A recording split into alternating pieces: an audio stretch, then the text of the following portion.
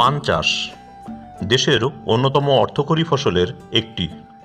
সাধারণত উঁচু বন্যামুক্ত বেলে দোআঁশ মাটি পান চাষের জন্য উপযুক্ত।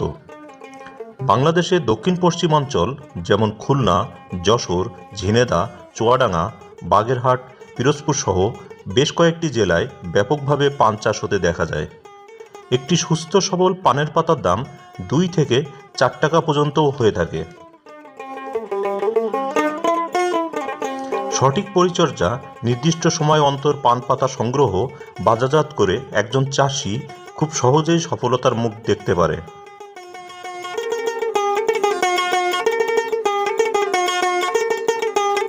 সাধারণত পান চাষের জমিকে পানের বরজ বলা হয়ে থাকে। বরজের চারিদিকে এমনকি উপরেও গাছগাছড়া, পাটকাঠি, ছন